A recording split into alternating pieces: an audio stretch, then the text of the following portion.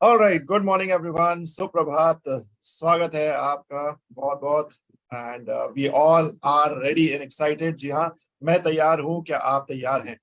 तो तैयार हो जाइए अगले 1 घंटे के लिए, जो इस कार्यक्रम में आपको ना सिर्फ जानकारी देगा बल्कि जो है वो फिट रहने के भी जो है वो महत्व सिखाएगा। जी हाँ, तो मेरा नाम है अंकित मित्तल एंड मैं आपके आज के इस कार्यक्रम का होस्ट हूँ। और न्यूट्रीलाइट लिव 360 के डे 9 में जो है वो आज हम बहुत सारी जो है वो और भी नई जानकारी जानने वाले हैं। सो कल और अभी तक हमने इस न्यूट्रीलाइट लिव 360 के प्रोग्राम में जो है वो गट हेल्थ को बहुत अच्छी तरीके से डिटेल में हम सीख रहे हैं। गट हेल्थ साइंस के बारे में हम बहुत अच्छे से जान रहे हैं और इसमें क्या नए लेटेस्ट इनोवेशंस हो रहे हैं, क्या नए लेटेस्ट और इसमें टेक्नोलॉजीज आ रही हैं, कैसे ये आपके गट हेल्थ को सपोर्ट कर रहे हैं, ये सब भी हम एक एक करके जो है वो जानते जा रहे हैं। तो चलिए आज के इस कार्यक्रम को जो है वो आगे बढ़ाते हैं और डे 9 की शुरुआत करते हैं। और शुरुआत करने के लिए सबसे पहले मैं इनवाइट करना चाहूंगा डॉक्टर श्याम रामकृष्णन जी को, जो कि आई एम श्योर आप सभी ने पिछले कुछ कई दिनों से जो है वो उन्हें काफी अच्छे से सुना है, काफी अच्छे से जानते हैं। एंड डॉक्टर श्याम रामकृष्णन जी जो है वो डायरेक्टर हैं इनोवेशन एंड साइंस टीम से। एंड वो आज हमारे साथ जो है वो इंफॉर्मेशन शेयर करेंगे। सो डॉक्टर श्याम, आपका बहुत बहुत स्वागत है। Over to you. Thank you Ankit. नमस्कार सबको मेरे तरफ से। Very good morning. जैसे कि मैंने 2 दिन पहले बताया था, बहुत बहुत रिसर्च हो रहे हैं। लेकिन आज मैं आपको एक नई रिसर्च के बारे में बात करूंगा। तो आज मैं आपको लेके चल रहा हूँ हेल्थ और फिटनेस के एक नए इंटरेस्टिंग एरिया में, पोस्ट बायोटिक्स की दुनिया में। पोस्ट बायोटिक्स तो हमने तो सुना होगा प्रोबायोटिक्स के बारे में। वो बेनिफिशियल लाइव बैक्टीरिया जो हम फूड और सप्लीमेंट्स के थ्रू अपने डाइट में इंक्लूड करते हैं, और प्रीबायोटिक्स के बारे में जो हमने बताया था डाइटरी फाइबर्स होते हैं जो हमारे गुड बैक्टीरिया को नरिश करते हैं। लेकिन अब हम एक नया और एक्साइटिंग टेरिटरी की तरफ जा रहे हैं, वो है पोस्टबायोटिक्स। तो पोस्टबायोटिक्स का मतलब क्या है? तो ये यूनिक कॉम्पाउंड्स है या बाई प्रोडक्ट्स होते हैं जो प्रोबायोटिक बैक्टीरिया अपने लाइफ प्रोसेस, उनके प्रोसेस में, और लेकिन जब ये वो फर्मेंटेशन करते हैं उनके दौरान क्रिएट करते हैं। तो पोस्टबायोटिक्स क्या होते हैं? जो यूनिक कॉम्पाउंड्स या बाई प्रोडक्ट्स होते हैं जो प्रोबायोटिक बैक्टीरिया अपने लाइफ प्रोसेस और फर्मेंटेशन के दौरान क्रिएट करते हैं। तो मैंने बताया था दो few days ago about propionate, butyrate, acetate, ऐसे ही वो सब पोस्टबायोटिक है। यहाँ पर डिफरेंस ये है कि प्रोबायोटिक्स तो लिविंग है, वो जिंदा होते हैं। लेकिन पोस्टबायोटिक्स नॉन लिविंग होते हैं। ओके, तो इनमें इससे कुछ सब्सटेंसेस होते हैं beneficial short chain fatty acid, जैसे कि मैंने बताया कि एसीटेट, प्रोपियोनेट, ब्यूटरेट। साथ ही फंक्शनल प्रोटीन्स होते हैं, जरूरी एंजाइम्स वहाँ होते हैं, और कुछ बैक्टीरियल का सेल वॉल के कंपोनेंट्स भी। जब प्रोबायोटिक से बैक्टीरिया का सेल वॉल का जो कंपोनेंट होए, वो भी उनको पोस्टबायोटिक बोलते हैं। तो अब आपके मन में सवाल उठ रहा होगा, हम पोस्टबायोटिक पर क्यों फोकस कर रहे हैं?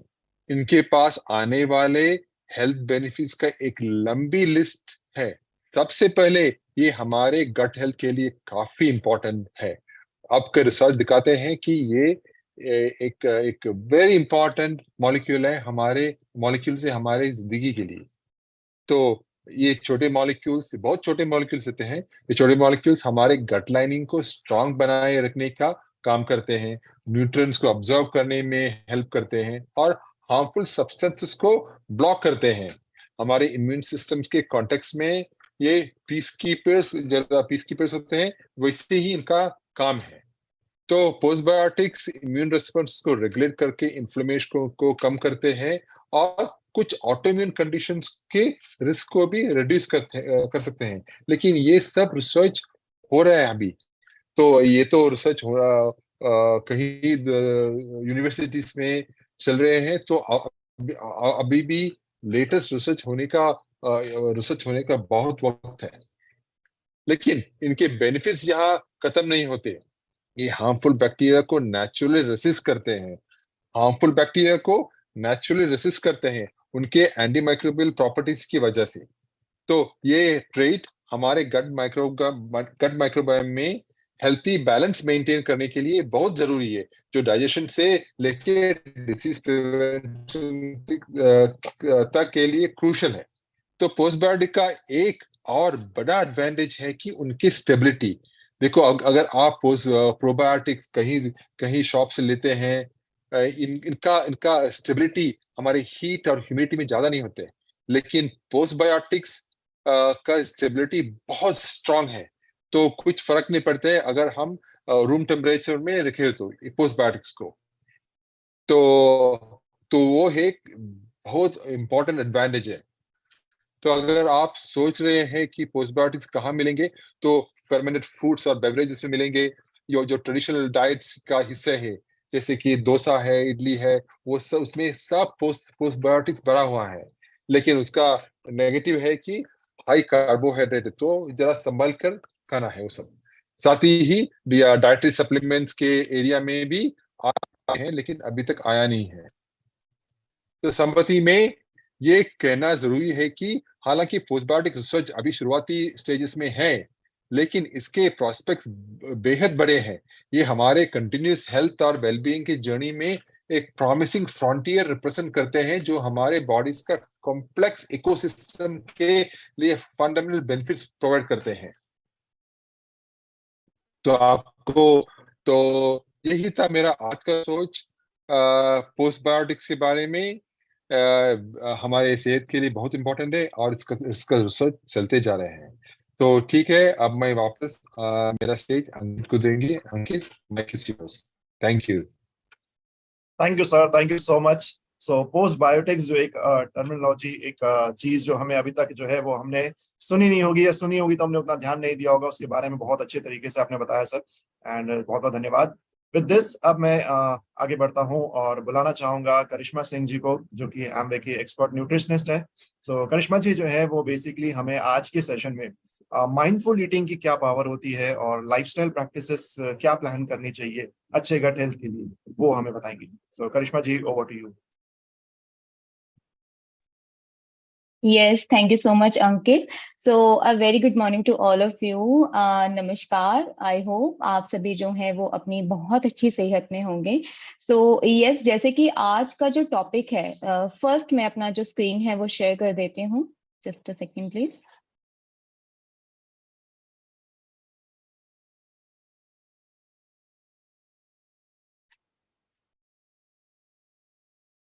या अंकित, क्या आप मुझे बताएंगे मेरा स्क्रीन विजिबल है? यस।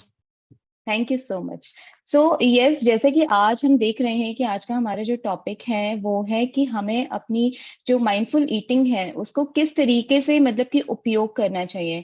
क्योंकि अगर मैं देखूं कि जब भी हम एज अ न्यूट्रिशनिस्ट अगर मैं देखूं तो बहुत सारे लोगों का जब मैं कंसल्टेशन करती हूँ, या आप लोगों के पास भी जब भी कोई ऐसा कोई पर्सन आता है जो बहुत ही ज्यादा मतलब कि ऐसा रहता है कि हमारा ट्रेवल बहुत ज्यादा है, हम अपनी हेल्दी डाइट को अच्छे से फॉलो नहीं कर पाते हैं, तो ये जो टॉपिक है माइंडफुल ईटिंग का जो एक टॉपिक है वो बहुत ज्यादा इंपॉर्टेंट हो सकता है। क्योंकि माइंडफुल ईटिंग एक बहुत ज्यादा साइंटिफिकली चीज है जो कि हमें जानना बहुत ज्यादा जरूरी है।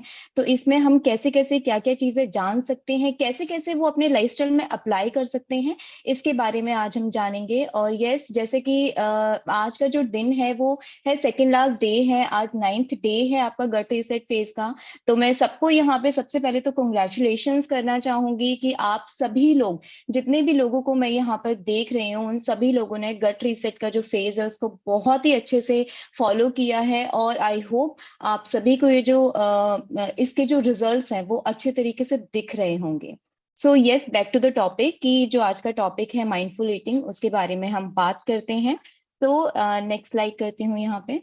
यस, सबसे पहले अगर मैं बात करूं कि माइंडफुल ईटिंग होती क्या है, तो माइंडफुल ईटिंग होती है कि टोटल अवेयरनेस, मतलब कि आप पूरे तरीके से जागरूक हैं कि आपने अपनी जो प्लेट है उसमें किस किस तरीके की फूड चॉइसेस को ऑप्ट किया है। ऐसा नहीं है कि लाइक क्या है कि जब कभी होता है हमारा जब फास्ट पेस्ड लाइफस्टाइल होता है, या फिर हम कहें कि हमारे घर में अगर छोटे बच्चे होते हैं तो अगर वो स्कूल जा रहे होते हैं तो बहुत बार ऐसा मैंने देखा है कि लाइक जो पेरेंट्स होते हैं वो इतने ज्यादा मतलब कि इन्वॉल्व होते हैं अपने बच्चों को तैयार करने में, या खुद भी अपने चीजों में इन्वॉल्व होते हैं, तो उनको बच्चे भी प्रॉपर तरीके से उतना टाइम नहीं निकाल पाते हैं अपने ब्रेकफास्ट के लिए, और पेरेंट्स भी उनको इतने उस तरीके से फोर्स नहीं कर पाते हैं उस टाइम पे ब्रेकफास्ट कराने के लिए। तो उस चीज में क्या करते हैं कि केवल एक जो दूध का ग्लास होता है वो कंज्यूम करा देते हैं और उनके लिए वो एक मील हो जाता है, जो कि बिल्कुल भी सही चीज नहीं है। हमें यहाँ पर यही चीज जानने की जरूरत है कि किस तरीके से हम उस टाइम को थोड़ा इंक्रीज कर पाए, और किस तरीके से हम जो हमारी फूड चॉइसेस हैं माइंडफुल ईटिंग को लेकर उनको हम यूज कर पाए। क्योंकि माइंडफुल ईटिंग है जो कि आप अपने पूरे जो सेंसेस होते हैं उसमें, जितने भी आपके जो सेंसेस हैं, लाइक टेस्ट का सेंस है, आपका जो हियर का सेंस है,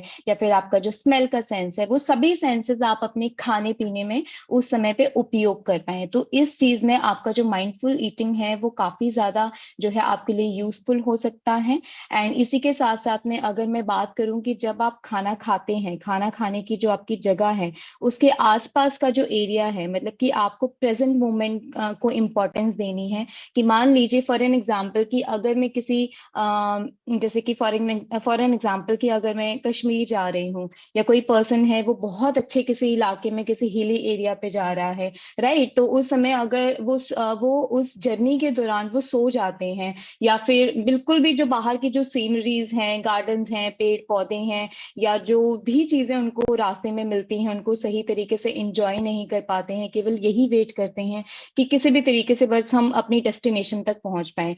तो वो डेस्टिनेशन तक तो पहुंच जाते हैं, लेकिन अपना जो सराउंडिंग है, जो आसपास की जो चीजें हैं, सीनरीज हैं, उनको वो इंजॉय नहीं कर पाते हैं। तो यहाँ पर हमें वही चीज जाननी जरूरी है कि जब हम खाना खाते हैं तो आसपास की जो चीजें हैं, हमारी जो सराउंडिंग है, उनको हम किस तरीके से अपने खाने के साथ साथ में इंजॉय कर रहे हैं, और टोटल अवेयरनेस आपको उसमें दिखानी है, राइट। तो इस तरीके से माइंडफुल ईटिंग जो है हम यहाँ पे डिफाइन कर सकते हैं। देन इसके बाद में चलते हैं हम कि अब माइंडफुल ईटिंग हमने जान लिया क्या होता है, बट इसको करे तो करे कैसे, इसके भी कुछ ना कुछ स्टेप्स हैं। तो उसमें सबसे पहला जो स्टेप है वो अगर मैं देखूं तो सबसे पहला जो स्टेप आता है कि सबसे पहले कोई भी पर्सन, जो इंडिविजुअल पर्सन है, उसको ये जानना जरूरी है कि क्या उसको मतलब कि भूख लग रही है, क्या उसको मतलब कि भूख लग रही है, या फिर उसको सटाइटी क्यूज क्या क्या हो सकते हैं या क्या क्या हो रहे हैं। इस चीज को रिकॉग्नाइज करना बहुत ज्यादा इंपॉर्टेंट है, क्योंकि ये भी चीजें इंपॉर्टेंट है कि हम कब खाना खा रहे हैं, कब हमें खाना खाना है, कितना खाना खाना है, और क्या खाना खाना है, राइट। हमारी प्लेट में हम जो भी चीजें लेंगे उनमें चीजें कब क्या कितनी, ये चीजें बहुत ज्यादा इंपॉर्टेंट है। इन चीजों को जानना बहुत ज्यादा इंपॉर्टेंट है अगर हम एक माइंडफुल ईटिंग की बात करते हैं तो। देन इसके बाद में जो सेकंड पॉइंट आता है वो ये है कि आप जो भी चीज अपनी प्लेट में ले रहे हैं वो आपका न्यूट्रिशियस होना चाहिए, साथ ही साथ में वो ऐसी चीज होनी चाहिए जिसको आप इंजॉय कर सकें। लेट्स, अगर मैं इसको एक एग्जांपल के तौर पे बात करूं, एक बहुत ही सिंपल सा एग्जांपल दूंगी जिससे कि आप लोग रिलेट कर पाए कि हम लोग कहीं बाहर गए हैं, राइट। उसके बाद में हमें कुछ ऐसा लगा है कि कुछ ना कुछ खाने के लिए होना चाहिए, बट हमें न्यूट्रिशियस भी चाहिए लेकिन साथ ही साथ में इंजॉयबल भी चाहिए, जो कि हमारे शरीर के लिए काफी ज्यादा बेटर हो, लेकिन साथ ही साथ में हमें उसको खाने पीने में मजा भी आना चाहिए। तो उस केस में क्या होता है कि बहुत सारे लोग होते हैं जो ऐसे होते हैं कि सामने अगर आपके पास दो ऑप्शन है, आप कहीं गए हैं सड़क पे, चाय की जो एक लाइक मैं कहूँ एक छोटा सा स्टॉल होता है, वो आपको हर 1 किलोमीटर की दूरी पे आपको मिल जाता है, राइट। तो चाय का स्टॉल हो गया, आपके आपके सामने वो है, और उसी के साथ साथ में आपको एक कोकोनट वाटर का स्टॉल भी दिखता है। तो उस केस में ज्यादातर लोग, मैं ये दावे के साथ कह सकती हूँ कि ज्यादातर लोग जो हैं आज की डेट में भी, ठीक है हम लोग गट रिसेट पेश करें, लेकिन ज्यादातर उनका जो माइंड है ना वो चाय की तरफ जाएगा, राइट। तो ये जो चाय जो एक चीज होती है, अगर हम चाय को ऑप्ट करते हैं तो वो हमारी बॉडी को, केवल हमारा जो गट है उसको खराब करने में हेल्प कर रहा है और उसके अलावा कोई भी बेनिफिट नहीं दे रहा है। तो बेसिकली हमें अपनी न्यूट्रिशियस एंड इंजॉयबल चीज पे जाना चाहिए, जो कि है हमारा कोकोनट वाटर, जो कि हमारे डाइजेशन के लिए, हमारी बॉडी को हाइड्रेट करने के लिए बहुत ज्यादा बेटर रहता है। सो आई होप ये जो छोटा सा एग्जाम्पल है जो काफी ज्यादा सिंपल था वो आपको समझ आया हो कि आपको उन्हीं फूड चॉइसेस को ऑप्ट करना चाहिए जो कि आपकी बॉडी के लिए न्यूट्रिशियस हो, जो कि आपको नरिशमेंट दे एंड साथ ही साथ में उसको खाकर आपकी बॉडी जो है वो एंजॉय कर पाए। राइट। देन इसके बाद में जो नेक्स्ट पॉइंट है वो है कि जब भी आप खाना खाते हैं, आप अपनी प्लेट में जितना भी पोर्शन आप ले रहे हैं, जैसे कि अगर मैं अभी गट रीसेट की बात करूँ तो गट रीसेट में अभी चल रहा है हमारा 25% हमारा प्रोटीन चल रहा है, 25% हमारा कॉम्प्लेक्स कार्ब्स होना चाहिए हमारी प्लेट में, एंड 50% जो है वो आपके फ्रूट्स एंड वेजिटेबल्स होने चाहिए। राइट। तो अगर हम ये सारी चीजें लेकर जब हम खा रहे हैं तो हमारी जो खाने का जो प्रोसेस है ना, ईटिंग रेट है, वो काफी ज्यादा स्लो होना चाहिए। मगर मतलब कि अगर मैं बात करूं कि हमारा जो एक जब हम चबाते हैं खाने को तो उसका जो एक उसका जो एक एक मतलब कि उसको हमें बहुत धीरे धीरे से चबाना है ताकि हमारे जो खाना है वो प्रॉपर तरीके से हमारे शरीर में जाके डाइजेस्ट हो पाए और हमारे शरीर को उसका जो न्यूट्रिशन है, न्यूट्रिशन सपोर्ट जो है वो अच्छे तरीके से मिल पाए। राइट। देन इसके बाद जो पॉइंट आता है वो बहुत ज्यादा इंपॉर्टेंट पॉइंट है और इसको हम सबको अप्लाई करना चाहिए। और इनफैक्ट आई होप कि आप सभी लोगों ने अप्लाई कर भी लिया होगा अपने मतलब कि लाइफस्टाइल में। तो वो पॉइंट है कि अगर आप खाना खा रहे हैं तो आप उस समय पे केवल वही चीज करेंगे, मतलब खाना खाना भी एक एक्टिविटी है, तो केवल आप वही चीज करेंगे और उसके अलावा आप कुछ नहीं करेंगे। जैसे कि बहुत सारे लोग जो हैं वो टीवी के सामने बैठ के खाना खाते हैं या फिर अपने हाथ में फोन लेकर खाना खाते हैं या फोन में कुछ चलाकर खाना खाते हैं। तो ये अदर कोई एक्टिविटी नहीं होनी चाहिए, केवल खाना खाना ही आपकी उस टाइम पे एक्टिविटी होनी चाहिए। राइट। देन इसके बाद में आता है कि आप जब खाना खाते हैं तो आपको सभी अपने जो सेंसेस होते हैं, राइट, उनको आपको इस्तेमाल करना चाहिए जब आप खाना खा रहे हैं। मान लीजिए कि आपकी प्लेट में बहुत सारी चीजें हैं तो आपको उसकी जो हमारा जो स्मेल का जो सेंस है उसको इस्तेमाल करना चाहिए कि हमारा जो फूड है वो किस तरीके से स्मेल कर रहा है, किस तरीके से उसका जो फ्रेग्रेंस है वो आ रहा है। साथ ही साथ में आप जो जो भी बाइट आप कंज्यूम करते हैं उस बाइट में वो क्रंची है, मशी है, ऐसे ऐसे जो चीजें हैं वो आपके सेंस के द्वारा आप जान सकते हैं। देन इसके बाद में आपकी जो आंखें आपकी प्लेट को देखेंगी कि किस तरीके से आपका जो खाना है वो कितना कलरफुल है। राइट। आप इस तरीके की चीजें अगर फॉलो करेंगे तो आपको जो कहा जाए कि जो एक नॉर्मल खिचड़ी होती है जिसमें केवल पीला और हरा रंग ही होता है वो भी आपको बहुत ज्यादा कलरफुल लगेगी। राइट। तो ये एक बहुत इंपॉर्टेंट चीज है जिसको आपको जरूर फॉलो करना है जब भी आप खाना खाने के लिए बैठेंगे। इनफैक्ट जब आप आज अपना फर्स्ट मील जो कंज्यूम करेंगे, ब्रेकफास्ट, उसमें आप ये चीजें जरूर फॉलो करिएगा। ठीक है। देन इसके बाद में है कि आप जब भी अपना मतलब कोई भी खाना खाते हैं तो उसमें किसी भी तरीके का कोई जजमेंट पास नहीं करना चाहिए। जो भी पर्सन आपके घर में खाना बना रहा है आप उसको अप्रिशिएट कीजिए, तारीफ कीजिए। जैसे कि फॉर एग्जांपल जब आप कहीं किसी होटल में जाते हैं, राइट, रेस्टोरेंट में जाते हैं खाना खाने के लिए, तो वहां पर आप कंपेयर करते हैं किसी और होटल का खाना कि उस होटल का खाना ज्यादा बेटर है, उस होटल के कुक ज्यादा अच्छे हैं, वो ज्यादा अच्छा खाना बनाते हैं, इस तरीके से। तो जो होटल का खाना होता है बेसिकली वो आपकी बॉडी के लिए कोई भी फायदा नहीं करता है। तो इससे बेटर है कि जो भी चीज आपको खानी है वो आप घर पर बनवाइए, और जो भी चीज आपके घर पे बन रही है, जो बना रहे हैं, उनको जरूर अप्रिशिएट कीजिए। खाने को लेके बिल्कुल भी जजमेंटल नहीं होना चाहिए। राइट। देन इसके बाद में आता है कि आपका जो अवेयरनेस है आपकी माइंडफुल ईटिंग के लिए वो होनी चाहिए। आपको पता होना चाहिए कि आप जो भी चीजें कंज्यूम कर रहे हैं उसके क्या कॉन्सिक्वेंसेस हो सकते हैं, वो आपके शरीर के लिए हेल्दी है नहीं है, ये सारी चीजें जो है वो आपके ध्यान में जरूर होना चाहिए। राइट। देन इसके बाद में आता है कि मेडिटेशन। आप जब अपना माइंडफुल ईटिंग करते हो तो मेडिटेशन भी उसका पार्ट है, बहुत ज्यादा बड़ा, क्योंकि जब आप मेडिटेशन करते हो तो वो आपकी बॉडी को रिलैक्स करने में, आपके डाइजेशन में बहुत ज्यादा इंपॉर्टेंट रोल प्ले करता है। तो ये जो चीज है ये भी बहुत ज्यादा इंपॉर्टेंट है। इसीलिए इसी के मद्देनजर आपका जो मेडिटेशन का एक जो पार्ट होता है, जो रात का जो सेशन होता है, वो आप लोगों के लिए रखवाया गया है ताकि आप उसको रेगुलरली करें और आपका स्लीप पैटर्न, आपका डाइजेशन, आपकी बॉडी को जो रिलैक्सिंग टाइम चाहिए वो आपको बहुत अच्छी तरीके से मिल सके। राइट, तो इस तरीके की चीजें जो है वो फॉलो करके आप माइंडफुल ईटिंग को डीकोड बहुत आसानी से कर सकते हैं। देन अगर मैं इसके बाद चलूं नेक्स्ट स्लाइड पे, जो कि है कुछ इस तरीके की। तो अगर ये स्लाइड आप देखें तो अभी आपको काफी ज्यादा मतलब कि थोड़ी लग रही होगी कि किस तरीके से समझने वाले हैं हम, या फिर इसमें क्या है। तो ये जो स्लाइड है ये बहुत ज्यादा इंपॉर्टेंट है, और इसमें ये एक इसके ऊपर एक पूरा माइंडफुलनेस के ऊपर एक पूरा साइंटिफिक रिसर्च है जिससे लिया गया है। जैसे कि अगर मैं यहाँ पे बात करूँ तो ये बहुत ही इंटरेस्टिंग स्लाइड है जिसपे हम डिटेल में थोड़ा बात करेंगे।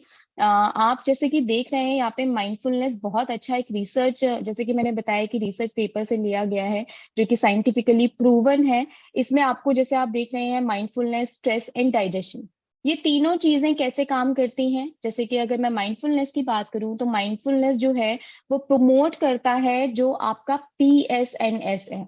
PSNS जैसे कि आप देख रहे हैं यहाँ पे, जो कि है पैरा सिंपैथेटिक नर्वस सिस्टम। ये एक तरीके का मतलब कि आपका ऐसा नर्वस सिस्टम है जो कि आपकी बॉडी को काम रखता है, मतलब आपकी बॉडी को शांत रखता है, रिलैक्स रखता है।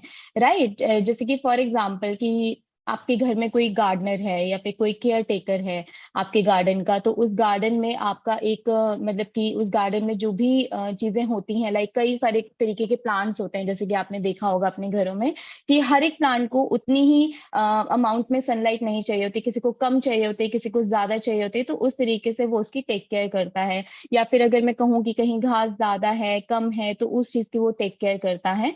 तो इस तरीके से तो वो पूरा टेक केयर करता है। वैसे ही PSNS जो है वो नर्वस सिस्टम है, ये एक्चुअली हमारी बॉडी का रिस्पॉन्स होता है जब हम लोग एक सेफ एनवायरनमेंट में होते हैं। हमारा नर्वस सिस्टम हमेशा एक सिग्नल भेजता रहता है बॉडी से ब्रेन तक, हमेशा टू वे सिग्नल होता है। तो ये सिग्नल जो है वो PSNS एक ऐसा सिग्नल है जो कि आप जब एक सेफ एनवायरनमेंट में होते हैं, आप बहुत ज्यादा काम होते हैं, बहुत ज्यादा शांत होते हैं, तो उस टाइम पे ये आपका जो डोमिनेंट है, मतलब कि उस टाइम पे ये आपके ऊपर काफी ज्यादा हावी होता है, क्योंकि उस टाइम पे आप जो है काफी ज्यादा कामिंग और रिलैक्सिंग स्टेज में होते हैं। राइट, और ये आपका रेस्ट और डाइजेशन दोनों को प्रमोट कर रहा है, क्योंकि ये आपका जो हार्मोन है वो रिलीज करता है, जैसे कि आपका जो जिससे कि आपका जो हार्ट रेट है उसको कम करने में हेल्प करता है। आप जब शांति से आराम से बैठते हैं तब आपका हार्ट रेट आपका जो हार्ट रेट है उसको कम करता है।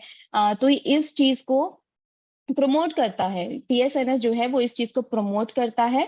और उसके साथ साथ जो स्ट्रेस और रिस्पॉन्स होता है, जब बहुत स्ट्रेस हो जाते हैं तो उस टाइम पर कैसे रिस्पॉन्ड करना है, बॉडी को स्ट्रेस हो जाना है या फिर कामली हैंडल करना है, तो ऐसे स्ट्रेसफुल सिचुएशन के लिए ये जो PSNS है वो काफी ज्यादा हेल्प करता है, आपके स्ट्रेस को रेगुलेट करने में हेल्प करता है।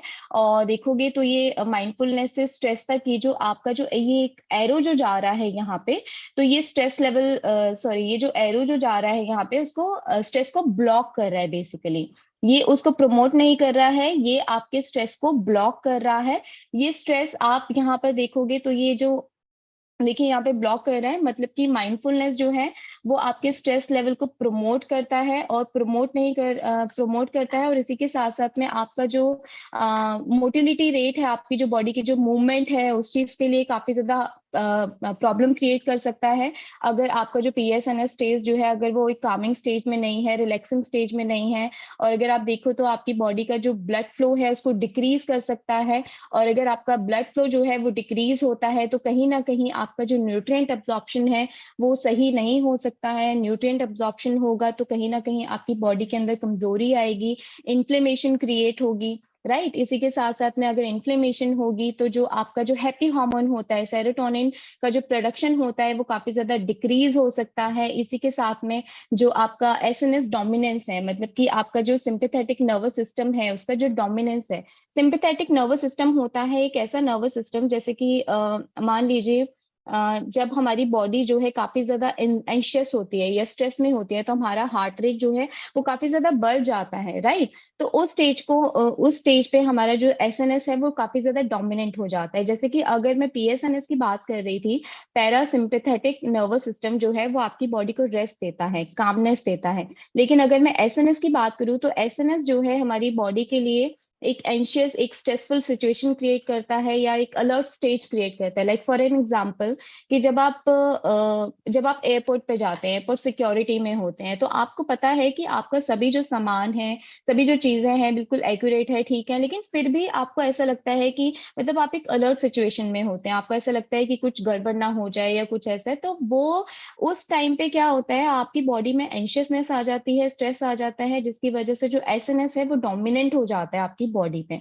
राइट। तो इस तरीके से ये दोनों ही चीजें, पीएसएनएस और एसएनएस जो है वो दोनों ही चीजें डिफरेंशिएट करती हैं। तो जब आपका सेरोटोनिन प्रोडक्शन जो हैप्पी हार्मोन है वो आपका डिक्रीज होगा तो आपका जो एसएनएस है, सिंपैथेटिक नर्वस सिस्टम, उसका जो डोमिनेंस है वो बढ़ जाएगा। देन उसके बाद में आता है आपका सीएसएनएस इनर्वेशन, जो कि आपका सेंट्रल नर्वस सिस्टम होता है, जो कि आपका अगर आपका वो डिक्रीज होगा आपके एसएनएस डोमिनेंस की वजह से, तो कहीं ना कहीं आपके डाइजेशन पे, आपकी रेस्टिंग पोजीशन पे काफी ज्यादा असर आपको देखने के लिए मिलेगा, राइट। देन इसके बाद में अगर आपका सीएनएस डिक्रीज होता है तो उसके बाद में आपका जो ईएनएस है, मतलब कि एंटेरिक नर्वस सिस्टम, जो कि आपकी इम्यून सिस्टम के लिए बहुत अच्छा है, तो आपका इम्यून सिस्टम इनोवेशन भी काफी ज्यादा डिस्टर्ब हो जाएगा, डिक्रीज हो जाएगा, जिसकी वजह से आपकी बॉडी के अंदर, आपके स्टमक के अंदर जो स्टमक एसिड्स होते हैं वो डिक्रीज होंगे, और उसके बाद में वो आपके वेग नर्व एक्टिविटी पे भी काफी ज्यादा असर करेगा, राइट। तो यहाँ पर हमने बात करी है ये वाली चीज की कि अगर माइंडफुलनेस जो है वो स्ट्रेस को, मतलब कि यहाँ इस चीज के रिलेशन के बारे में हमने बात करी है। देन अगर मैं यहाँ पे बात करूं कि माइंडफुलनेस एंड डाइजेशन एक अच्छे स्टेज में होता है अगर आप माइंडफुलनेस तरीके से खाना खाते हैं, अगर आप एक हेल्दी ईटिंग करते हैं अपने माइंड को इस्तेमाल करके, या फिर आप अपनी शक्ति, जो आपकी जो माइंडफुल ईटिंग की जो पावर है उसको इस्तेमाल करके, तो आपको ये जितनी भी चीजें यहाँ पे दिखाई दे रही हैं, जितनी भी चीजों के बारे में हमने बात करी है, वो चीजें आपके साथ होंगी ही नहीं।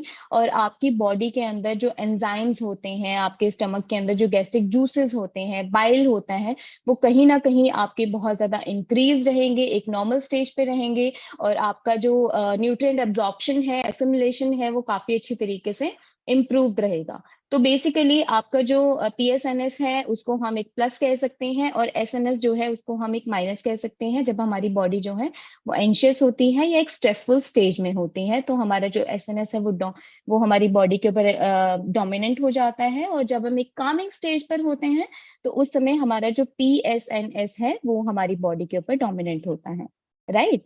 तो इसके बाद में चलते हैं हम यहाँ पे नेक्स्ट स्लाइड पे। यस।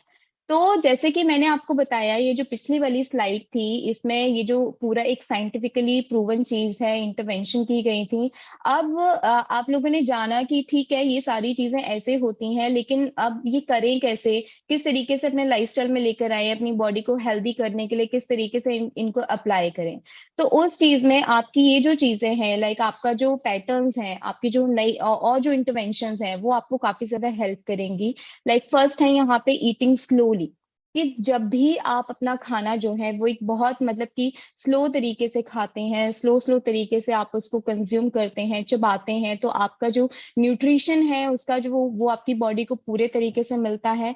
तो तो जब आप करते हैं ये, तो आपका जो खाना है जब आप अपने माउथ से स्टार्ट करते हैं तो आपका जो डाइजेशन है वो आपके माउथ से ही स्टार्ट हो जाता है, जो कि आपके जीआई ट्रैक्ट तक जाता है, जो कि धीरे धीरे आपकी बॉडी के अंदर जो है काफी ज्यादा इंपॉर्टेंट हो जाता है, आपकी डाइटरी फैट को डाइजेस्ट डाइजेस्ट करने में हेल्प करता है, साथ ही साथ में आपकी जो आपकी फूड पाइप में जो चिकनाई होती है उसके लिए काफी ज्यादा बेटर होता है, ताकि आपका जो फूड है वो अच्छी तरीके से फूड पाइप से आपके जीआई ट्रैक तक जाए और आपकी बॉडी जो है वो काफी ज्यादा कामनेस इफेक्ट दिखाए, और आपका जो पीएसएनएस मतलब कि जो हम बात कर रहे हैं बार बार पैरा सिंपैथेटिक नर्वस सिस्टम के बारे में, वो आपकी जो है बॉडी में बनी रहे, और आपका जो फूड है जब आप ईटिंग मतलब कि इसको धीरे धीरे तरीके से खाएंगे तो आपका जो फूड है वो अच्छी तरीके से आपकी बॉडी के अंदर काम करेगा, आपके माउथ से ही आपका डाइजेशन स्टार्ट हो जाएगा, राइट। तो अब जब ये बात हुई तो अब आता है कि इसको करें कैसे, क्या क्या चीजें करनी चाहिए, इसकी जो सैंपल एक्सरसाइज है वो क्या क्या होनी चाहिए।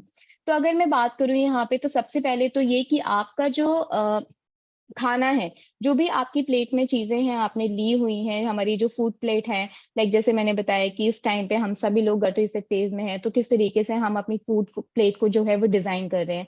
तो आपकी प्लेट में जो भी चीजें हैं उसको आप बहुत अच्छी तरीके से, बहुत स्लोली स्लोली तरीके से चबाइए। जैसे कि हर एक चीज को, जो भी आप बाइट कंज्यूम कर रहे हैं उसको 30 टाइम्स तो चबाइए ही चबाइए। लेकिन अगर आपके पास में इतना समय नहीं है तो कम से कम 15-20 बार तो उसको जरूर आपको चबाना है, राइट। देन उसके बाद में आपकी जो स्पून है जिससे आप खाना खा रहे हैं, तो उस चीज को हर एक बाइट के बाद में आप प्लेट में जरूर रखिए, ताकि आपका जो खाना है वो अच्छी तरीके से आप बाइट कर सके, आप च्यू कर सके। क्योंकि बहुत बार ऐसा होता है कि जब भी आप जल्दीबाजी में खाना खाते हैं तो आपका जो चम्मच है वो आपके हाथ में ही रहता है, और आप अच्छे तरीके से उस खाने को एंजॉय नहीं कर पाते हैं, कंज्यूम नहीं कर पाते हैं, तो टोटली आपका जो न्यूट्रिशन वैल्यू है वो आपकी बॉडी को नहीं मिल पाता है। इनफैक्ट आपको काफी सारे इनडाइजेशन से रिलेटेड जो प्रॉब्लम्स हैं वो देखने के लिए मिलती हैं, राइट। देन इसके बाद में है कि आप जब भी अपना खाना खा रहे हैं, अपनी जो भी बाइट ले रहे हैं, जो भी आप अपना मतलब कि जब भी आप खाना खा रहे हैं उसकी हर एक बाइट के बाद में एक डीप ब्रीदिंग जरूर कीजिए, क्योंकि उससे भी आपके खाने को पचाने में बहुत ज्यादा मदद मिलती है, राइट। तो इस तरीके की जो ईटिंग स्लोली की जो सैंपल एक्सरसाइज है वो आप जरूर करिए, क्योंकि ये आपकी बॉडी को बहुत ज्यादा मतलब कि बेनिफिशियल रहेगी, और आपके खाने के द्वारा जो मिलने वाला न्यूट्रिशन है वो आपके शरीर को बहुत अच्छे तरीके से मिल जाएगा, राइट। देन इसके बाद जो सेकंड चीज आती है, सेकंड इंटरवेंशन है, वो है मेडिटेशन। जैसे कि मैंने आपको सेकंड स्लाइड में बताया था कि मेडिटेशन जो है वो बहुत ज्यादा इंपॉर्टेंट है, जो कि हमारी माइंडफुल ईटिंग को प्रमोट करती है। तो मेडिटेशन क्या है, जैसे कि आप सभी लोग आज की डेट में हर मतलब कि अपने डिनर के बाद में मेडिटेशन जरूर करते हैं, राइट। तो मेडिटेशन से क्या होता है, मेडिटेशन से हमारा जो लाइक आपका जो बॉडी है वो काफी ज्यादा काम रहता है, रिलैक्स रहता है, रेस्टिंग पोजीशन पे रहता है, और आपका जो डाइजेशन है वो भी काफी ज्यादा अच्छा रहता है। और जब आप मेडिटेशन करते हैं तो स्ट्रेस बहुत ज्यादा आपको कम रहता है, राइट। क्योंकि आप देखिए, अगर आप स्ट्रेस्ड होंगे तो आप एक ही टाइम पे आप स्ट्रेस नहीं रह सकते, एक ही टाइम पे आप हैप्पी नहीं रह सकते, दोनों चीजें सेम टाइम पे नहीं हो सकती हैं, राइट। तो उसी चीज के लिए जो मेडिटेशन है वो आप लोगों के लिए साइंटिफिकली डिजाइन किया गया है, ताकि आप जो है अपनी पूरे दिन की जो थकान है वो मेडिटेशन के द्वारा निकाल सकें, और वो जो मेडिटेशन आप कर रहे हैं उससे आपको बहुत अच्छे तरीके से फायदा मिल सके, राइट। तो अब ये आता है कि मेडिटेशन जो है वो आपके नर्वस सिस्टम के लिए बहुत ज्यादा बेनिफिशियल रहता है, आपका जो कामिंग स्टेट होता है उसको डोमिनेट करने के लिए बहुत ज्यादा इंपॉर्टेंट होता है, आपकी बॉडी को एक रेस्टिंग पोजीशन में रखने के लिए और आपके डाइजेशन को स्ट्रॉन्ग करने के लिए बहुत ज्यादा इंपॉर्टेंट रोल प्ले करता है। देन इसके बाद में अब ये चीज हमें करनी कैसे है, तो जब आप मेडिटेशन करते हैं जो भी आपको चीजें वहां पे सिखाई जाती हैं वो आप जरूर कीजिए। आप अपनी जो मतलब कि जो भी आपको जो वीडियोस हैं उनको आप जरूर फॉलो कीजिए, क्योंकि इन सब चीजों से आपकी बॉडी में जो पीएसएनएस का डोमिनेंस है वो बढ़ेगा, और आपकी बॉडी जो है वो सही तरीके से काम कर पाएगी, राइट। देन इसके बाद चलते हैं नेक्स्ट इंटरवेंशन पे, जो कि है आपका हंगर एंड सटाइटी।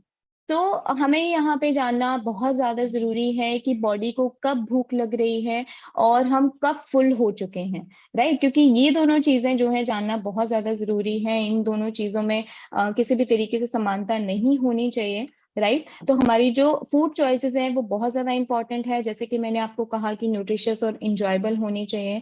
तो हमारी जो फूड चॉइसेस हैं वो हमारी ऐसी होनी चाहिए कि उस चीज से हमें प्रॉपर तरीके से नरिशमेंट मिल सके, जो कि हमारी बॉडी के लिए काफी ज्यादा अच्छी हो, हमारी हंगर के लिए काफी ज्यादा अच्छी हो, हमारी जो इंटरनल और एक्सटर्नल फैक्टर्स होते हैं उनके लिए काफी ज्यादा अप्रिशिएबल हो, राइट। तो अगर ये चीज हमें हंगर एंड सटाइटी है, तो जैसे कि आपकी बॉडी को पता होना चाहिए कि जब आपको भूख लग रही है तो कब लग रही है, मतलब कि आपको प्यास लगने में और भूख लगने में दो चीज होती हैं, राइट। आपको अगर भूख लग रही है तो कभी कभी ऐसा होता है कि आप जब पानी का ग्लास पी लेते हैं तो उसके बाद में आपकी भूख जो है वो शांत हो जाती है, ठीक है। तो ये चीज जानना बहुत ज्यादा जरूरी है कि आपको प्यास लग रही है या भूख लग रही है।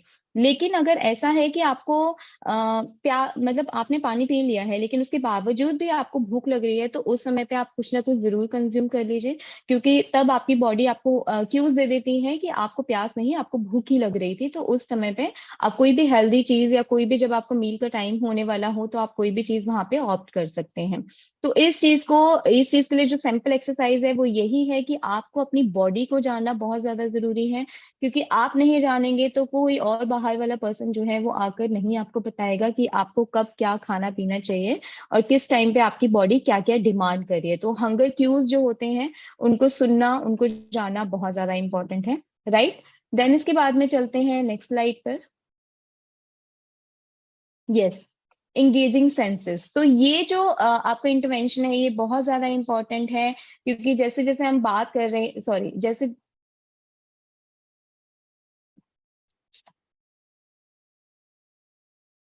Okay sorry. तो जैसे जैसे हम लोग बात कर रहे हैं कि हमें क्या क्या चीजें करनी चाहिए, मेडिटेशन करना चाहिए, अपना जो फूड चॉइसेस है उनको किस तरीके से ऑप्ट करना चाहिए, तो वहीं पर आपके आते हैं एंगेजिंग सेंसेस, कि आपकी बॉडी में जितने भी सेंसेस हैं, लाइक स्मेल का है, आपके आपके फूड को देखने का है, या आपके फूड को टच करने का जो सेंस है उसको आपको जरूर तवज्जो देनी चाहिए, क्योंकि इस तरीके की चीजें जो है वो आपकी माइंडफुल ईटिंग को बढ़ावा देती हैं और इनसे हमारा जो डाइजेस्टिव सिस्टम है वो काफी ज्यादा बेटर रहता है हमारे सलाइवा और गैस्ट्रिक जूसेस के लिए, राइट। और इससे हम काफी ज्यादा इमोशंस को कनेक्ट कर पाते हैं, लाइक जैसे कि मान लीजिए कि कभी कभी क्या होता है कि कोई डिश है, राइट, कोई डिश है जिसको हमने कंज्यूम करना है, तो उसमें क्या होता है कि कई बार हमारे क्या होता है, कुछ बैड इमोशंस होते हैं या फिर कुछ गुड इमोशंस होते हैं, कुछ अच्छे एक्सपीरियंसेस होते हैं, कुछ बैड एक्सपीरियंसेस होते हैं। तो उस चीज को जानना बहुत ज्यादा जरूरी है कि क्या चीज आपकी बॉडी के लिए बहुत ज्यादा अच्छी है, जिससे कि आपके इमोशन जो है वो जुड़े हुए हैं। तो इसके लिए अगर मैं बात करूँ तो कुछ सिंपल एक्सरसाइजेस हो सकती हैं, तो कुछ इस तरीके की जो सिंपल एक्सरसाइजेस हैं वो आप कर सकते हैं, राइट।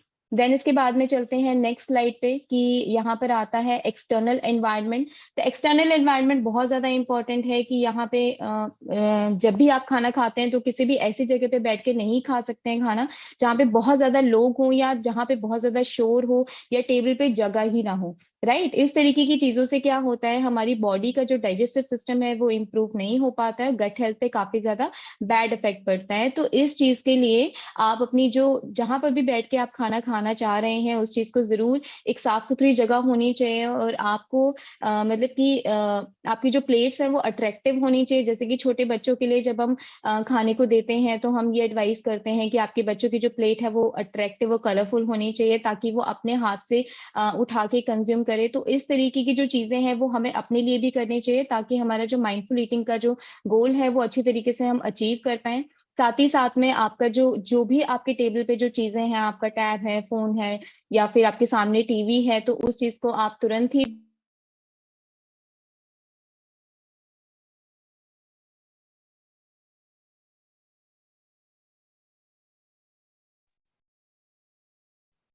ओके।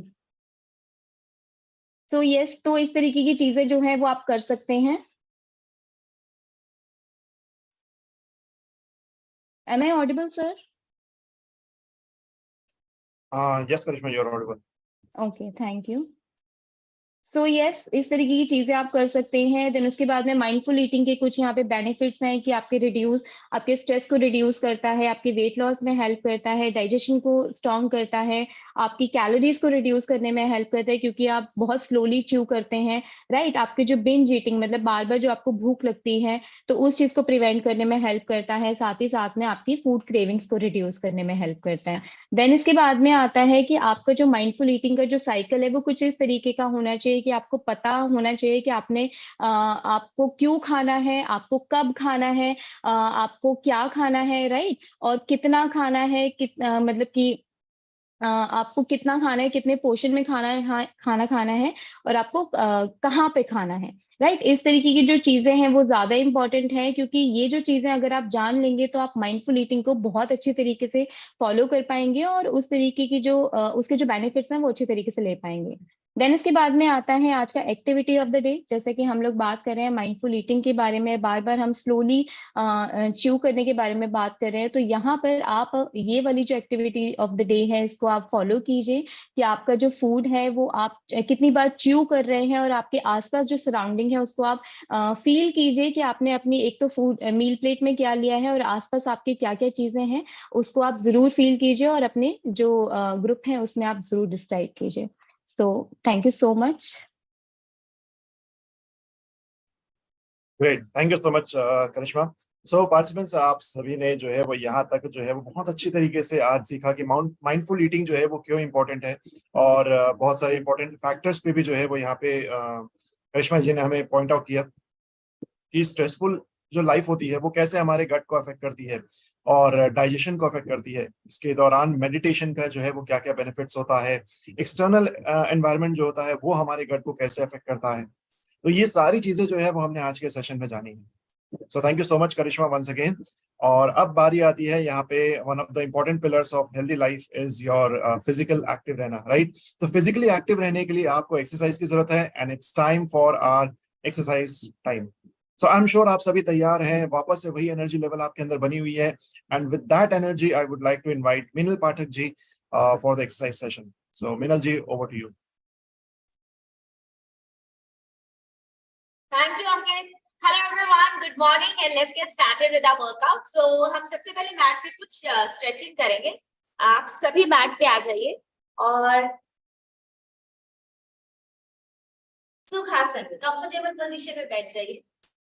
अगर आपको ऐसा लगता है कि आप सीधा नहीं बैठ पाते मैट पे और आपको रीढ़ की हड्डी में पेन है या फिर आप आगे की तरफ बेंड होते हैं, किसी भी क्वेश्चन को, किसी भी सॉफ्ट वेज को अपने हिप्स के नीचे स्क्वीज करके बैठे, कोर को टाइट कर लीजिए। सो जितनी भी आपकी मसल्स है right under your chest till your pelvis, इनको एंगेज करके स्पाइन को अच्छे से खींच के सीधा रख के बैठेंगे। एक लंबी गहरी सांस अंदर लेंगे, अपनी बेली पे एक हाथ रखेंगे नाभि के पास। देखिए कि आप जब अंदर सांस ले रहे हैं तो वो नाभि आपकी बाहर की तरफ आनी चाहिए, मतलब आप अगर सांस अंदर ले रहे हैं तो आपकी बॉडी इन्फ्लेट करेगी, आप फ्रेश ऑक्सीजन लेंगे, लेकिन यहाँ तक नहीं, पूरा नीचे बेली तक लेकर जाएंगे। लंबी गहरी सांस, सांस छोड़ते हुए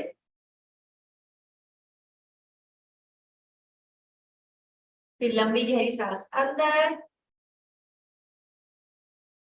सांस छोड़ते हुए नाभि को पूरा स्क्वीज करें। फिर से एक बार लंबी गहरी सांस अंदर, सांस छोड़ते हुए रिलैक्स। अपने दोनों टांगों को अच्छे से स्ट्रेच करेंगे और अपने पंजों को अंदर की तरफ खींचेंगे। टांगों को ओपन करते हुए पंजों को अंदर की तरफ खींचेंगे, दोनों साइड में साइड स्ट्रेच करेंगे जाके। अगर इस तरह से बैठने में भी आपको ऐसा लगता है कि आप आगे की तरफ झुक रहे हैं, आपकी लेग्स पे बहुत प्रेशर आ रहा है, आप अपनी लेग्स को खोल के नहीं बैठ पा रहे हैं या फिर लेग्स बहुत ही कम खुल पा रही हैं, उसमें भी आप एक कुशन का सपोर्ट लीजिए। कुशन को अपने हिप्स के नीचे ऐसे वेज बना के रेज, मतलब अपने प्लेटफॉर्म को थोड़ा रेज करके फिर स्ट्रेच, ये बहुत कंफर्टेबल हो जाएगा आपके लिए। इस तरह से बैठना होता क्या है कि अगर आप नीचे बैठना बंद कर दे तो जिस तरह से आपकी टेल बोन में फ्लेक्स होता है और आपकी जो सिट्स बोन्स होती है जिन पे आप बैठते हैं वो थोड़ा सा वीक हो जाता है। आप जब कुशन के सहारे से बैठते हैं तो आपको एक बेस मिलता है, एक सपोर्ट मिलती है आपकी रीढ़ की हड्डी का जो सबसे नीचे वाला हिस्सा होता है, ठीक है। और जब आप इस तरह से बैठते हैं तो ऐसे सोचिए कि जो आपकी टेल बोन है वो ऐसे ऊपर की तरफ, मतलब आपके नोज की साइड पे ऐसे कर्व कर, तो सीधा बैठे, पीछे की तरफ झुककर नहीं, आगे की तरफ उठकर। बहुत बढ़िया। तो अपनी पूरी की पूरी इनर थाइस को, काफ मसल्स को जहां तक स्ट्रेच कर सकते हैं वहां तक स्ट्रेच करेंगे। एक लंबी गहरी सांस अंदर लेंगे, सांस छोड़ते हुए साइड पे जाए, सांस अंदर, सांस छोड़ते हुए पंजों को ऊपर से, बीच में से, नीचे से जहां तक स्ट्रेच कर सकते हैं, और अगर पंजों तक नहीं भी पहुंच सकते हैं तो जहां तक पहुंच सकते हैं वहां तक जाएंगे और स्ट्रेच आउट। फिर वापस सेंटर पे आएंगे और फिर दूसरी साइड पे स्ट्रेच करेंगे, और अगर पंजों तक नहीं पहुंच पा रहे हैं तो सेंटर पे हाथ रखिए और सेंटर से दोनों साइड पे जाके स्ट्रेच। अपनी कोर और ऑब्लिक्स, लेग्स, सभी मसल्स को एक्टिवेट करेंगे, अपना माइंड और मसल का कनेक्शन क्रिएट। सो स्टार्ट करते हैं, 1 and 1, 2 and 2, 3 and 3। सांस छोड़ेंगे बाहर जाते हुए, लंबा गहरा सांस, जितना लंबा छोड़ सकते हैं उतना बेटर हो जाएगा आपका स्ट्रेच। और अगर आपको ऐसा लगता है कि इस तरह से नाक से सांस छोड़ना मुश्किल है तो आप मुंह से भी सांस छोड़ सकते हैं, स्ट्रेच करते हुए।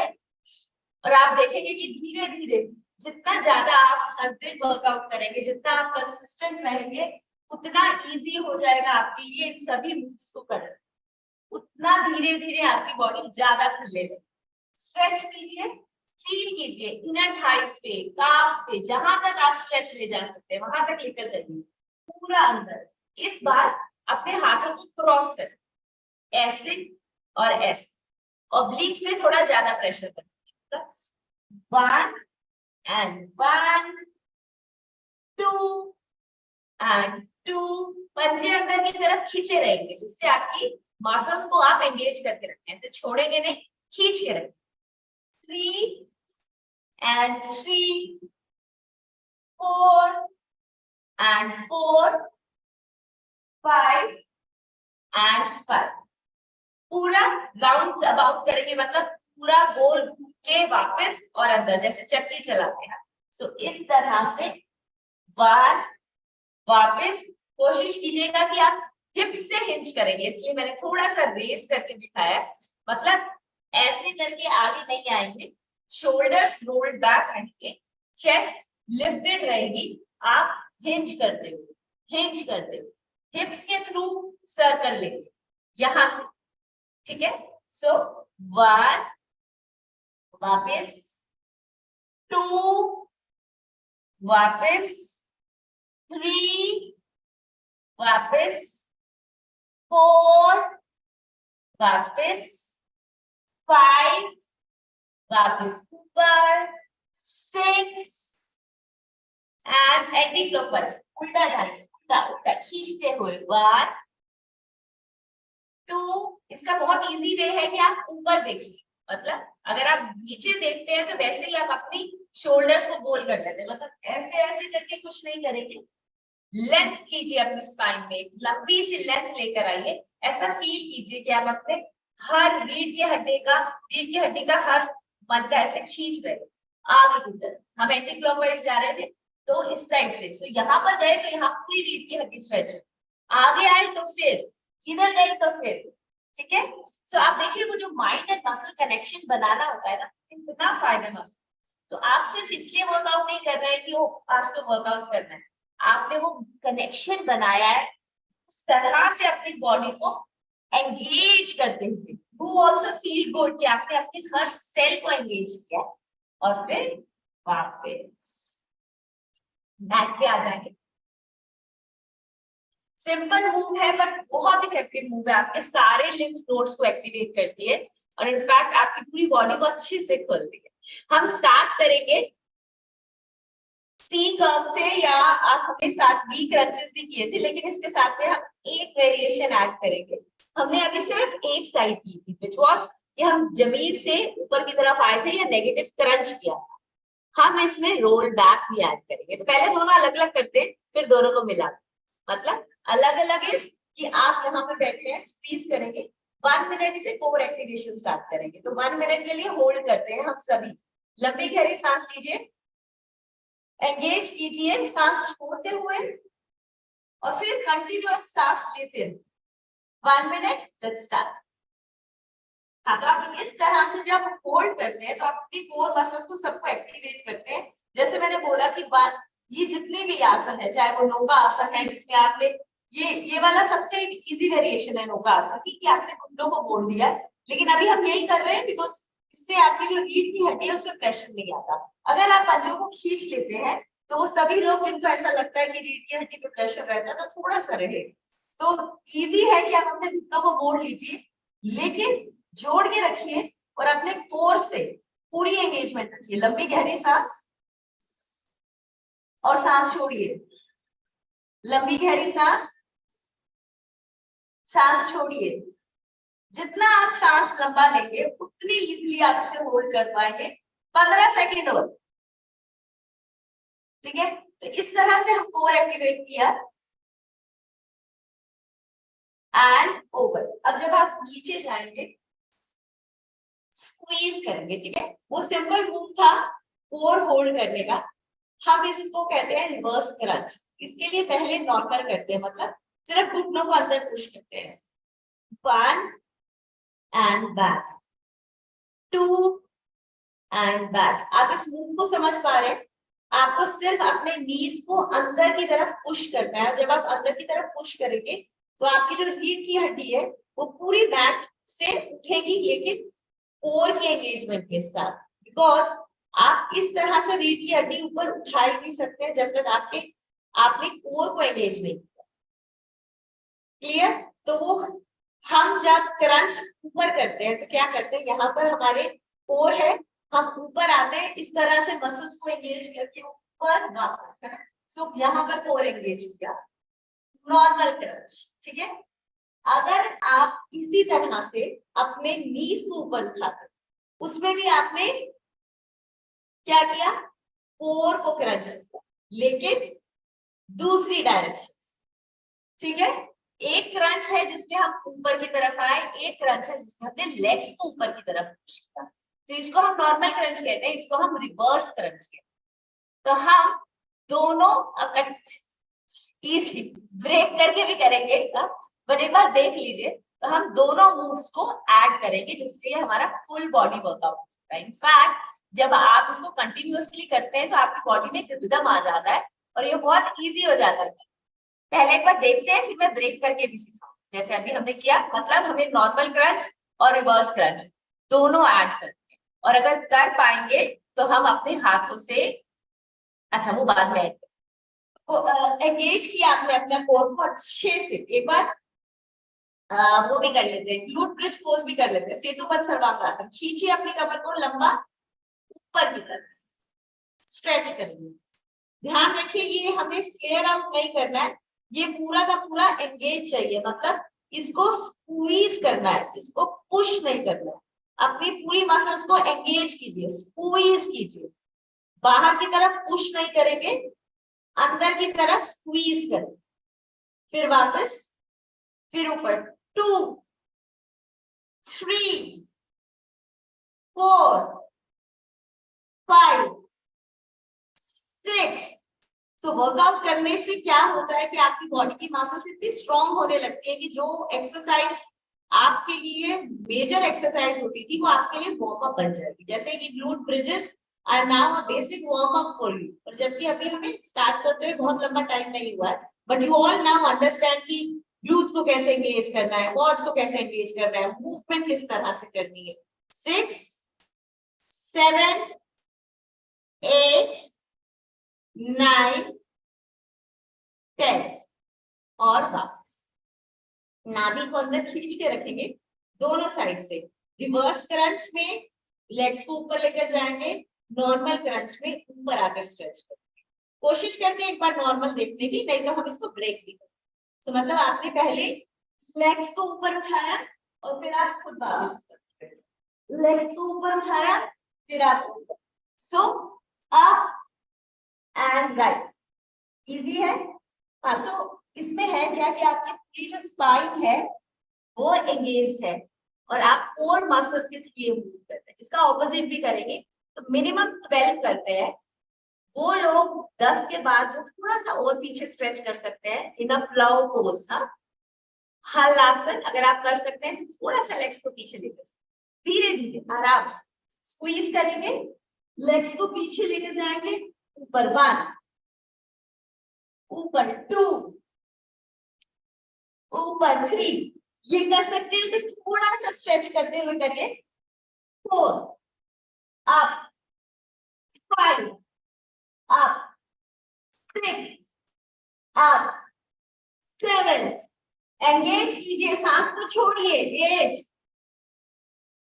9, अगर कर सकते हैं तो थोड़ा हलासन में पीछे की तरफ अप और पीछे अप, धीरे धीरे 10 पीछे, 11 12 13 14 15 16 17 18 19 20। रिलैक्स कीजिए मैट पे, अपनी नाभि को अच्छे से स्क्वीज कीजिए, लंबी गहरी सांस।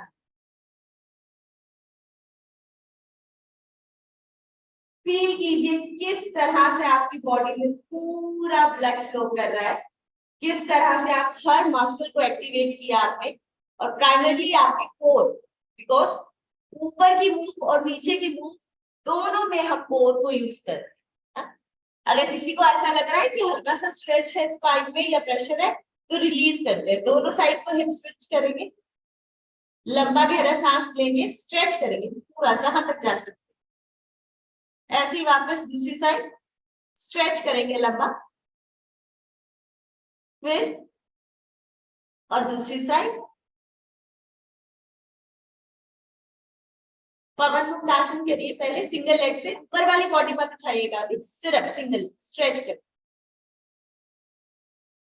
1 2 3 4 5, दूसरी साइड 1 2 3 4 5, दोनों घुटनों को अंदर स्क्वीज कर। 1 2 3 4 5, रिलैक्स कीजिए। फिगर 4 स्ट्रेच करेंगे, अपनी एंकल को नी के ऊपर लेकर आएंगे, स्क्वीज करेंगे एंड होल्ड। पूरी की पूरी जो आपकी हिप्स से जितनी भी तीनों मेजर, आपकी मिनिमम, मैक्स, जितने भी ग्लूट्स मसल्स सबको अच्छे से खींच के रिलैक्स कीजिए। बहुत ही सिंपल है बट बहुत इफेक्टिव है। इनफैक्ट अगर किसी को साइटिका और पेरिफॉर्मिस मसल का भी इश्यू रहता है तो उसके लिए भी बहुत रिलैक्सिंग है, बट आप प्रेशर उतना ही लगाएंगे जितना ले सकते हैं, बहुत ज्यादा स्क्वीज नहीं करेंगे, जहां तक आप होल्ड कर सकते हैं वहां तक स्क्वीज करें। थोड़ी सी इंटेंसिटी बढ़ाने के लिए आप अपने तलवों को अंदर की तरफ बाहर की तरफ, अंदर की तरफ बाहर की तरफ की स्क्वीज कर सकते हैं, होल्ड करके रखिए खींच के। आपके दोनों पॉल्स पे, यहाँ पर भी यहाँ पर भी, दोनों जगह अच्छे से प्रेशर आएगा।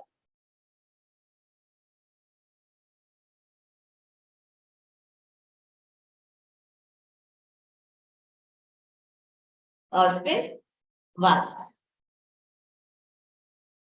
पेट के बल उल्टा आ जाएंगे,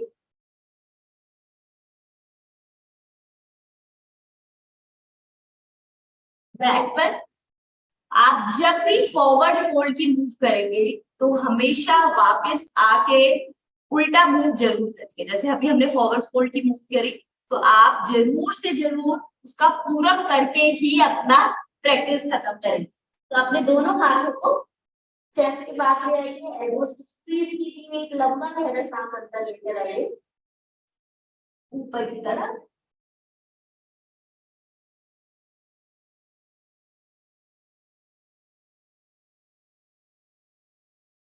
और धीरे से वापस 2 बार और करेंगे, लंबा गहरा सांस,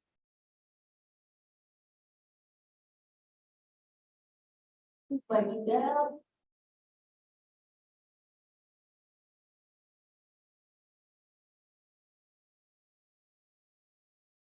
और फिर वापस।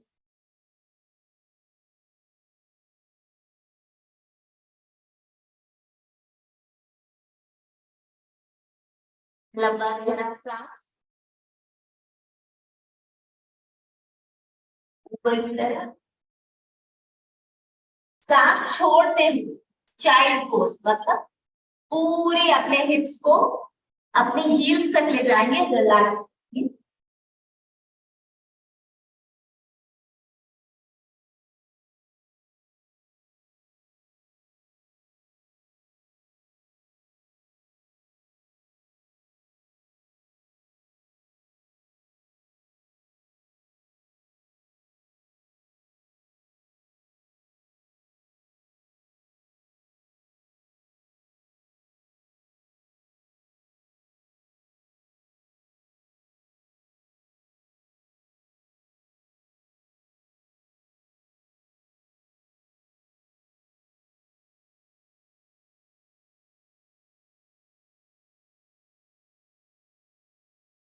ऑन द फोर्स,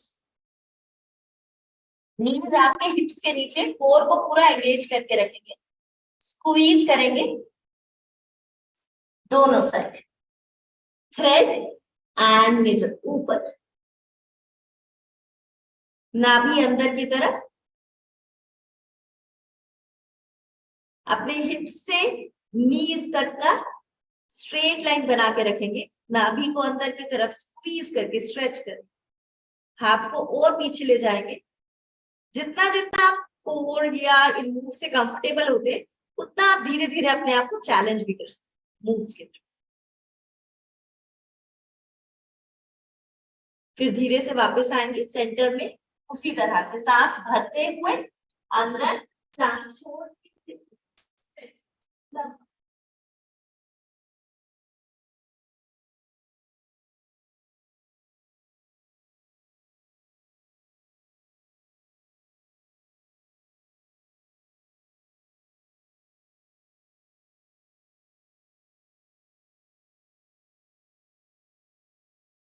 वापस सेंटर में आ जाएंगे। और आज हम अपने सेशन का एंड एक प्राणायाम से करेंगे। तो बहुत ही बेसिक प्राणायाम जो आज हम फर्स्ट कर रहे हैं वो है अनुलोम विलोम, मतलब alternate nose breathing, right to left and left to right. इसका एक बहुत ही सिंपल सिस्टम है करने का। एक तो जब भी आप किसी भी तरह का प्राणायाम करेंगे, आप अपने शोल्डर से फेस को बहुत ज्यादा ओवर एक्सप्रेसिव नहीं करेंगे, मतलब भस्त्रिका में भी बहुत ज्यादा नाक मुंह नहीं, आप कपाल भाती में भी बहुत झटकों के साथ नहीं, अनुलोम विलोम में भी आप एक समन्वय सा स्माइल सा बना के रखिए अपने फेस पे, और जितना जितना सटल कर सकते हैं आप अपने प्राणायाम उतना सटल बनाइए, मतलब उसको फिजिकल मूव से स्पिरिचुअल मूव पर ले जाने की कोशिश। हम राइट नोस्ट्रिल को राइट थंब से कंट्रोल करेंगे, इंडेक्स फिंगर और मिडिल फिंगर को बंद करके रखेंगे, ये जो रिंग फिंगर है इससे हम लेफ्ट नोस्ट्रिल को कंट्रोल करेंगे, सिर्फ 2, ठीक है। इस तरह से हम स्टार्टिंग करेंगे कुछ होल्ड्स के साथ, मतलब मैं आपको गाइड करूंगी कि कितना सांस छोड़ना है, होल्ड करना है, और उसके हिसाब से हम 5 से 7 साइकिल, ठीक है। तो सबसे पहले लेफ्ट नोस्ट्रिल को लेफ्ट थंब से क्लोज करिए, अगेन मतलब जैसे मैंने बोला ऐसे करके नहीं करेंगे, बिल्कुल हल्के से, हाँ इस तरह से कि आपकी वो नॉस्ट्रिल क्लोज हो जाए, बिल्कुल भी अपने फेस को डिसफिगर नहीं करेंगे। हाँ, वेरी नाइस। लेफ्ट नोज से हम रेशो बनाएंगे, या तो 3-6-9 या फिर 4-8-12। वैसे 4-8-12 बहुत ही बेसिक रेशो है, सब कर लेते हैं, कोशिश कीजिए अगर बहुत हैवी लग रहा होगा तो 3-6-9। सो हम इनहेल करेंगे लेफ्ट से for the count of 4। Inhale कीजिए, 1 2 3 4। 4 टाइम्स इनहेल करने के बाद रिंग फिंगर से इसको होल्ड करें, होल्ड करेंगे और उसके बाद हम उसे 12 काउंट्स के लिए होल्ड करेंगे। फिर राइट नॉस्ट्रिल से हम रिलीज करेंगे 8 काउंट्स के, और यही क्रिया को हम रिपीट, आइए करते हैं। मैं हल्का सा म्यूजिक शेयर करती हूँ, जिससे आप चाहे तो आईज बंद भी कर सकते हैं और अपनी दोनों दोनों एनर्जीज को, feminine and masculine, left and right को कंट्रोल करेंगे। बहुत ही सिंपल प्राणायाम है, आप दिन में कभी भी कर सकते हैं, सिर्फ जब आपने खाना खाया हो, आपके पेट में अभी डाइजेस्टिव फायर हो, तब आप कोशिश करके ये अवॉइड कर सकते।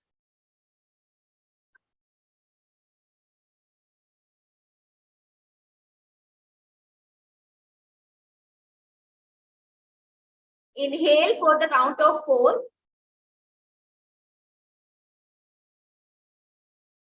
Hold for the 12 counts.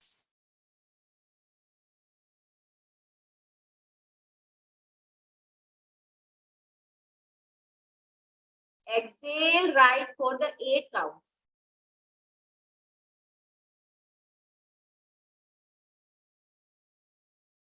Inhale right for 4 counts. Hold.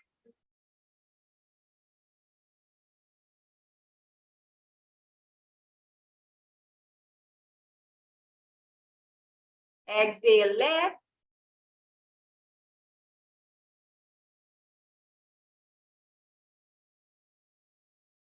Inhale left.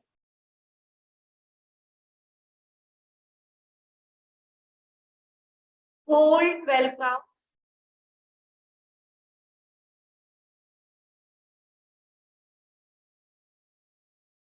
Exhale right 8 counts.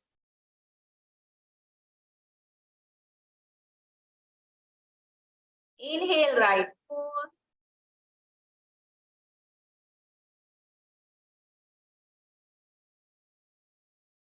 Hold.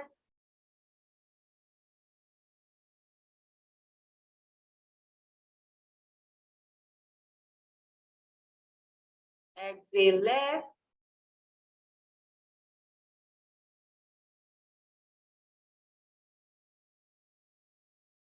Inhale left.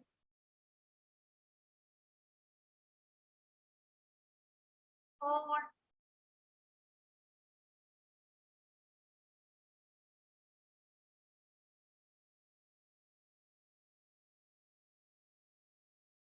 Exhale right.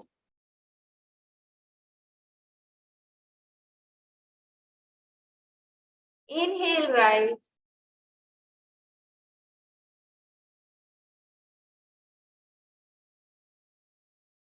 Hold.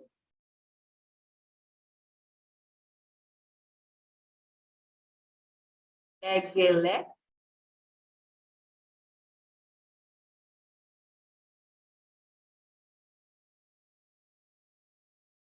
Inhale left.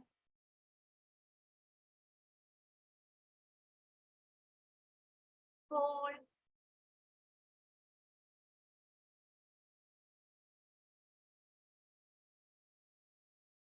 Exhale right.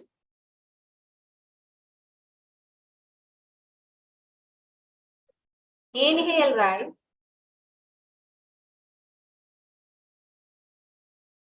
Hold.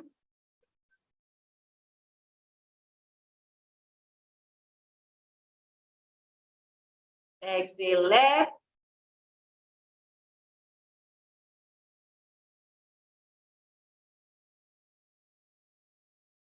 Inhale left.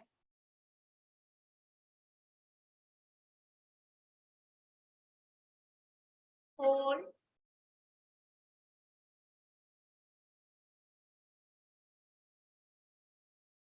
Exhale, right.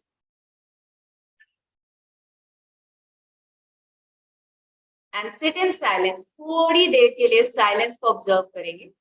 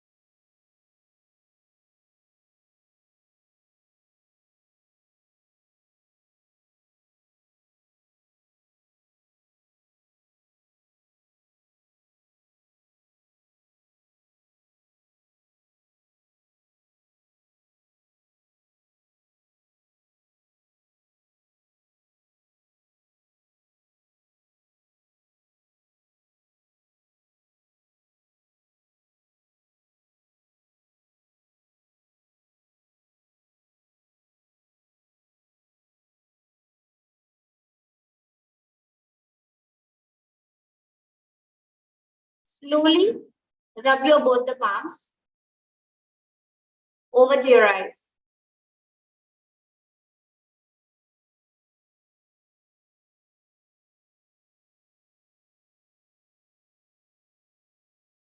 Happy weekend, everyone. Have a great day.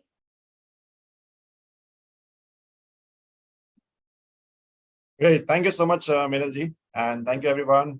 Wish you all the best. And इसी तरीके से जो है वो हम फिर कल मुलाकात करेंगे एक और डे 10 के ऊपर एंड गट रीसेट के लास्ट डे के ऊपर. So all the best. Take care.